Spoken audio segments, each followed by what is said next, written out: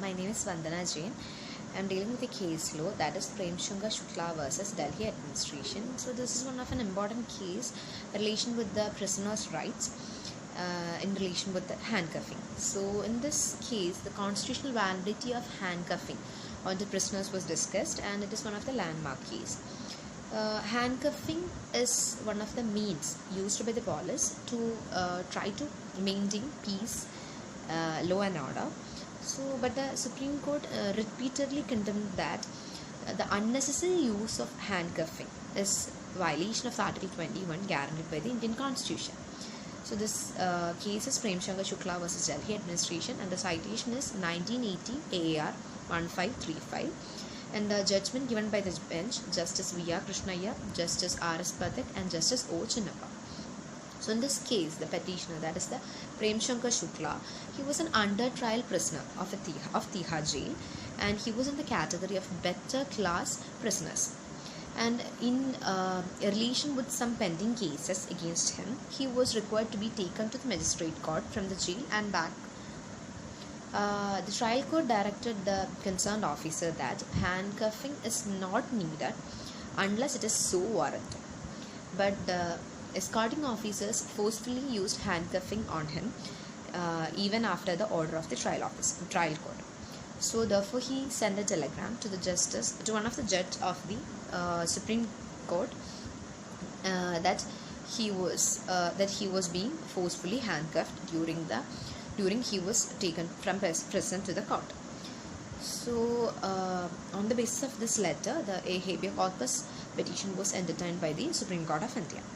So the major issues regarding in this case is, the first major issue was the constitutional validity of handcuffing upon the prisoners, and the second issue was whether the usage of handcuff on the particular petitioner was justified or not, and the third issue was whether it is justifiable to divide the prisoners into two classes on the basis of their background, that is, two better class prisoners or not. So in consideration with the issues arised, the Honorable Supreme Court referred Article 5, Article 10 of the Universal Declaration of Human Rights, and also discussed Article 14, 19 and 21 of the Indian Constitution, and observed that no person shall be deprived of the liberty, and every person shall be treated with human dignity. So the court also referred Maneka Gandhi case and the guidelines in Sunil Badra's case, and also the Sobraj's case, and it was observed that handcuffing in prima facie is inhuman, unreasonable and arbitrary in nature. But even though it is unreasonable, the escort officer can put handcuffs on prisoners when it is so necessary or it is so warranted in nature.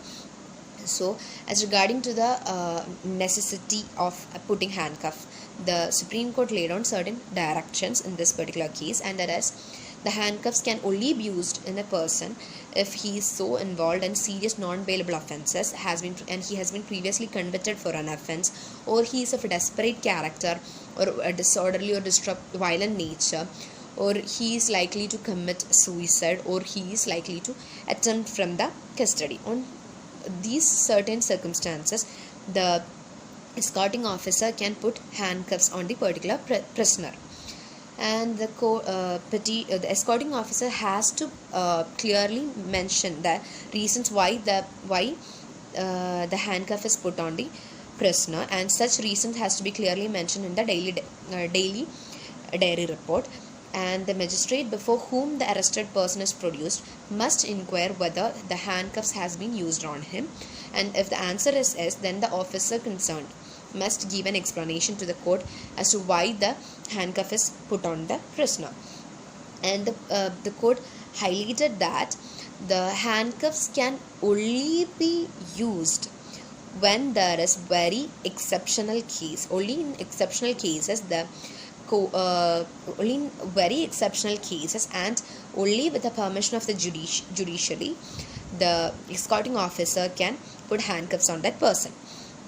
And it was also observed that once the court or the magistrate order to remove the handcuffs or shall not put handcuffs on the particular prisoner, then no escorting officer can violate such judicial order. And in this particular case, the such order is violated, and it is violative of the judicial order. And the court thereby held that the petition in this case held that this petition is allowed, and the petitioner should not be handcuffed. And the court clearly made that it is a constitutional mandate that no prisoner shall be handcuffed routinely or merely for the convenience of the custodian.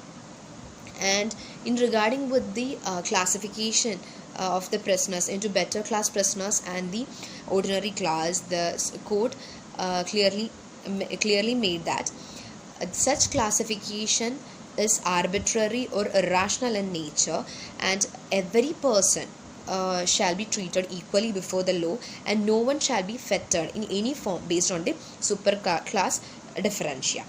And the court held that any such classification on the basis of some social background or any other thing is violative of the constitutional provisions, and such law is violative of the constitution.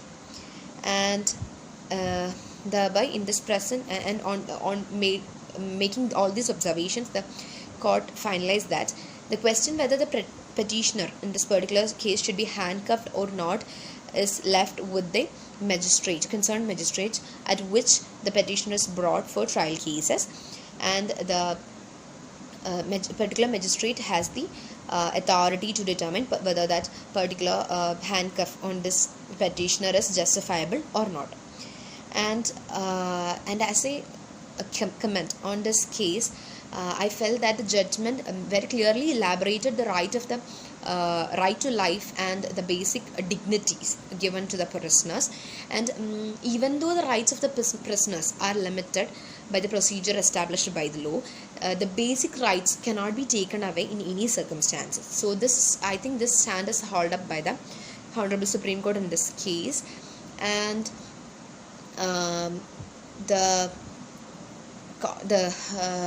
and this particular judgment is very relevant in the present scenario too.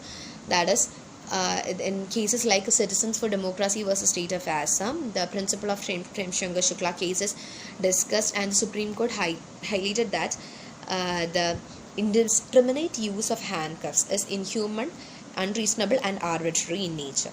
So the court reiterated that it is the duty of the police authority to ensure the safe custody of the prisoners, and they have to ensure that the prisoners are not trying to escape from that custody. So the major thing it is following in the present days also, that is the use of handcuffs should be minimal even in the case of the accused of grave offences, and the handcuffs should be removed while an accused is brought to the court. And these are the aspects which is dealt in this case, and that's all regarding my topic. Thank you.